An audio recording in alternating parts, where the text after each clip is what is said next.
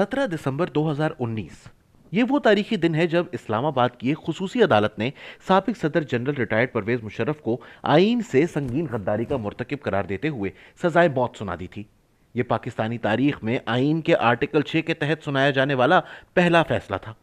اب deputy speaker Qasim sorry کی rolling کے خلاف سپریم کورٹ کے از خود نوٹس کے تفصیلی فیصلے میں جسٹس مظہر عالم میاں خیل کے اضافی نوٹ نے آرٹیکل 6 کو پھر سے زندہ کرتے ہوئے موضوع بحث بنا دیا ہے۔ آئیے جانتے ہیں کہ ماضی میں کیا کبھی پاکستانی آئین کی اس سخت شک پر عمل درآمد کیا گیا ہے یا نہیں۔ پاکستان کا پہلا جمہوری اور متفقہ آئین 1973 میں پارلیمنٹ سے ذوالفقار علی بھٹو کی قیادت میں پاس ہوا، مگر محض 4 برس بعد جولائی 1977 میں سابق فوجی آمر جنرل ضیاء الحق نے ذوالفقار علی بھٹو کی منتخب حکومت کو غیر آئینی طریقے سے گرا دیا۔ تاہم عدالتوں کی مکمل پشت پناہی کی وجہ سے ان کے خلاف کوئی ایکشن نہیں لیا گیا۔ یہ معاملہ اس وقت شروع ہوا جب پاکستان قومی اتحاد نے الیکشن میں دھاندلی کا الزام لگا کر وزیر اعظم ذوالفقار علی بھٹو کے خلاف ملک گیر احتجاج شروع کیا۔ اس صورتحال میں پاکستان کی سیاسی حالت ابتر ہو گئی۔ پیپلز پارٹی کی قیادت نے پاکستان قومی اتحاد کے ساتھ کئی مرتبہ مذاکرات کیے، لیکن کوئی کامیابی حاصل نہ ہوئی۔ اسی سیاسی بدامنی کو جواز بنا کر فوجی آمر جنرل ضیاء الحق نے 4 جولائی 1977 کو مارشل لاء نافذ کر دیا۔ اپنے اس کارنامے کو انہوں نے آپریشن فیئر پلے کا نام دیا۔ جنرل ضیاء نے اپنے مارشل لاء کا جواز یہ پیش کیا کہ اس کا مقصد ملک میں 90 دن کے اندر اندر نئے الیکشن کروانا تھے، لیکن انہوں نے قوم سے کیا یہ وعدہ بھی آئین کی طرح توڑنے میں کوئی دقت محسوس نہیں کی۔ وزیر اعظم ذوالفقار علی بھٹو کے خلاف ایک شہری کے قتل کا مقدمہ چلایا گیا، جس میں ہائی کورٹ کی جانب سے انہیں سزائے موت سنائی گئی اور بعد ازاں سپریم کورٹ نے بھی اس کی توثیق کر دی۔ اس سزا پر عمل درآمد 4 اپریل 1979 کو کرتے ہوئے ذوالفقار علی بھٹو کو تختہ دار پر لٹکا دیا گیا۔ 12 اکتوبر 1999 بھی ملکی تاریخ کا وہ سیاہ دن ہے جب سابق فوجی آمر جنرل پرویز مشرف نے وزیر اعظم نواز شریف کو غیر آئینی طریقے سے ہٹا کر 9 سال تک ملک کی جڑوں کو کھوکھلا کیا۔ انہوں نے منتخب جمہوری حکومت کو ختم کر کے نواز شریف کے خلاف طیارہ ہائی جیک کرنے کا کیس بنوایا اور ملک میں ایمرجنسی نافذ کر کے طویل عرصے تک غیر آئینی طریقے سے اقتدار پر قابض رہے۔ ان کے اس مارشل لاء کو پہلے سپریم کورٹ اور بعد ازاں 17ویں ترمیم کے ذریعے پارلیمان کی توثیق بھی حاصل ہوئی۔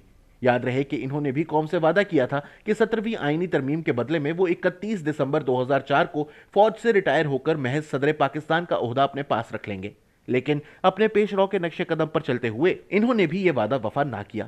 تاہم 17ویں ترمیم کے باعث اس آئین شکنی پر آرٹیکل 6 کا مقدمہ بنانا ممکن نہ رہا، کیونکہ اسے آئینی کور حاصل ہو چکا تھا۔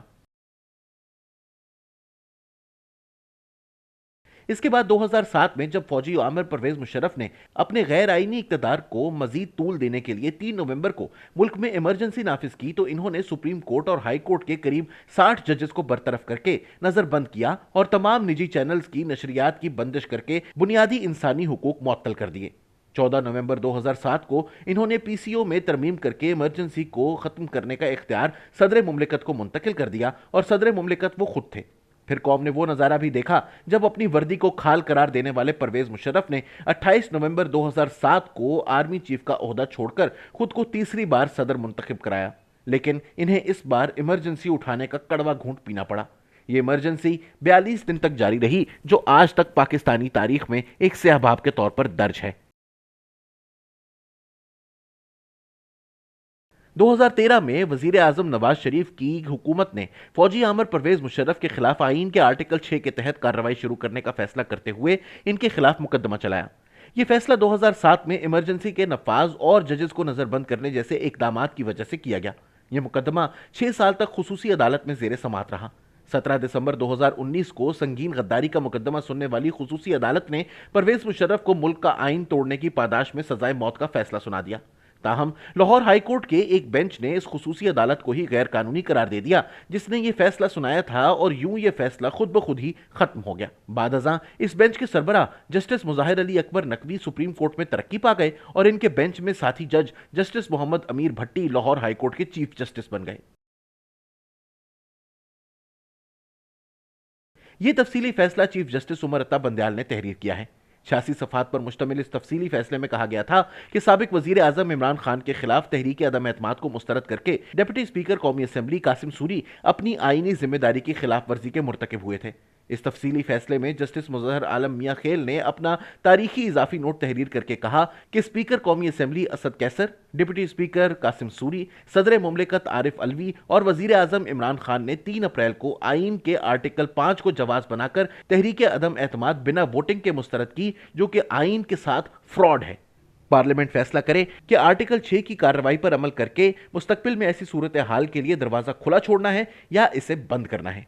जस्टिस मजहर आलम मियां खेल के इस इजाफी नोट ने मुल्क में नई कानूनी और आईनी बहस का आगाज कर दिया है कि क्या हुकूमत इस इजाफी नोट की बुनियाद पर जिम्मेदारों के खिलाफ कार्रवाई का आगाज कर सकती है, और ये कि इस पर अमल दरामद की कानूनी हैसियत क्या होगी। सीनियर सहाफी मुबशर अली जैदी ने इमरान खान और दीगर के खिलाफ आर्टिकल 6 की कार्रवाई शुरू करने के फैसले को सियासी इंतकाम करार दिया तो ट्विटर सारिफीन ने इन पर खूब तनकीद की और कहा कि कमाल सहाफत है जैदी साहब आपकी, सुप्रीम कोर्ट पर सियासी इंतकाम का इल्जाम लगा रहे हैं। एक खातून सारिफ ने कहा कि जैदी साहब आपकी बहुत इज्जत करती हूं, लेकिन यह सवाल पूछे बिना नहीं रह सकती कि इंतकाम वाली बात न्याजी से 4 साल तक क्यों नहीं की। इनके दौर में नून लीगी रहनुमाओं को जेल में डाला गया, मरियम नवाज को डेथ सेल में रखा गया, आप चुप रहे। राना सनाउल्लाह को चींटियों से भरी चटाई दी, आप चुप रहे। नया दौर मीडिया के वेब एडिटर अली वारसी ने भी मुबशिर जैदी के मौकफ से खुला इख्तलाफ करते हुए अपनी ट्वीट में लिखा कि अब सुप्रीम कोर्ट कह रही है आइन से इनहराफ हुआ। मुबशिर जैदी भी ये नहीं कह रहे कि इनहराफ नहीं हुआ, बस नजरिया जरूरत के तहत खामोशी से बैठे रहें, कुछ ना करें। फिर हम ही लोग नजरिया जरूरत के तहत किए गए अदालती फैसलों पर अदलिया को मतऊन भी करते हैं।